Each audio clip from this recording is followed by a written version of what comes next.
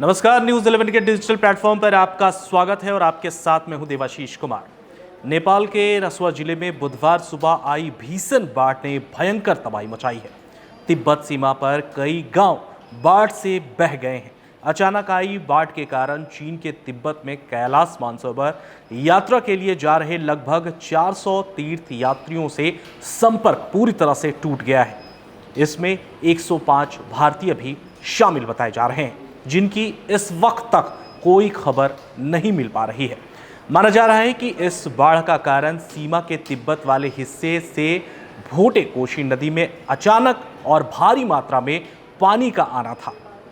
Hydrological expert और geological research ने बाढ़ का कारण ग्लेशियर लेक आउटबर्ड्स फ्लड यानी GLFO को बताया है। यह बाढ़ इतनी तेज गति से आई थी कि लोगों को बचने तक का मौका नहीं मिल पाया था। अब हम आपको एक तस्वीर दिखाते हैं। इस तस्वीर में देखिए कि यह बाढ़ इतना भयावह था कि लोग समझ भी नहीं पाए कि यह पानी इतनी तेजी से कहां से आ रहा है। और ये अब तक का कहा जा रहा है कि जिस तरह से पहले के समय में नेपाल में इस तरह के बाढ़ आया करते थे, उससे कहीं भयावह है। वहीं हम आपको बता दें कि काठमांडू पोस्ट की एक रिपोर्ट के अनुसार काठमांडू विश्वविद्यालय के प्रोफेसर और जलवायु शोधकर्ता रिजान भक्त कायस ने बताया है कि प्रारंभिक आकलन से पता चला है कि हिमस्खलन ने तिब्बत के केरुंग इलाके में लैंड नदी के अवरुद्ध जो है वो पूरा डिवाइड कर दिया गया था, जिससे भोटे कोशी और त्रिशूली नदी में अचानक बाढ़ आ गया।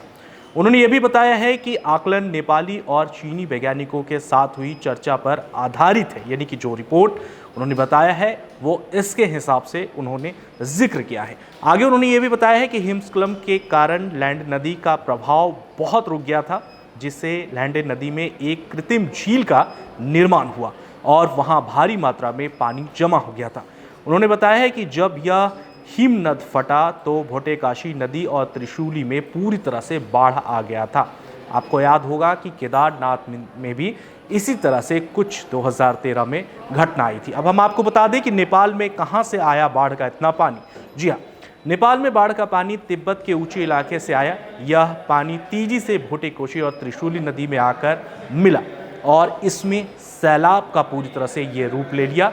माना यह भी जा रहा है कि तिब्बत में भारी बर्फबारी और भूकंप का कारण झीलों का निर्माण हुआ था, यानी कि इसका कारण जो है ये बताया जा रहा है कि ये बहुत बड़ी भूकंप और झीलों के निर्माण के कारण हुआ था। इसमें भारी मात्रा में पानी जमा था जो किसी कारण से टूट गया और पूरा पानी नीचे की ओर तेजी से बहने लगा।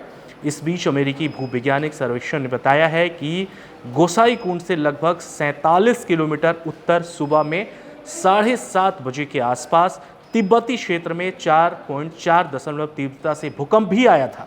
माना यह जा रहा है कि इसी भूकंप के कारण नदी में बनी झील का बांध टूट गया और पूरा पानी अचानक से नीचे की तरफ बढ़ गया। सिंपल भाषा में समझिए, बाढ़ आया था जिसका रिक्टर पैमाना 4.4 पॉइंट था और इसका कारण बताया जा रहा है कि ये हुआ। अब नेपाल के विदेश मंत्री सुशील खलल ने इसके बारे में क्या कहा है हम आपको बता दें। शुरुआती रिपोर्ट में पता चला है कि भूकंप के कारण एवलांस आया, जिसमें भोटेकोशी के बेसिन में अचानक बाढ़ का पानी आ गया। अधिकारियों ने ये पुष्टि की है कि रसुआ जिले में सायुबेसी और तिमुरी में अचानक बाढ़ आ गई। जो तस्वीरें हम इस वक्त आपको आपके स्क्रीन पर दिखा रहे हैं, इलाके में ऐसे वीडियो भी सामने आए हैं जिसमें घाटी से बाढ़ का पानी तेजी से बढ़ता हुआ दिखाई दे रहा है।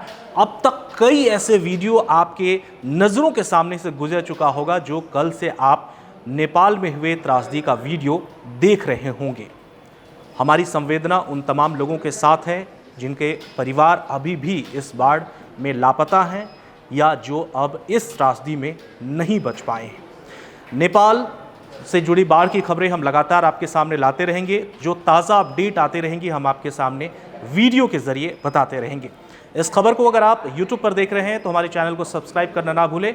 फेसबुक पर अगर आप देख रहे हैं तो हमारे पेज को लाइक करें, शेयर करें। मिलते हैं किसी और खबर के साथ। अपना बहुत ख्याल रखिए। मुझे दीजिए इजाज़त। नमस्कार।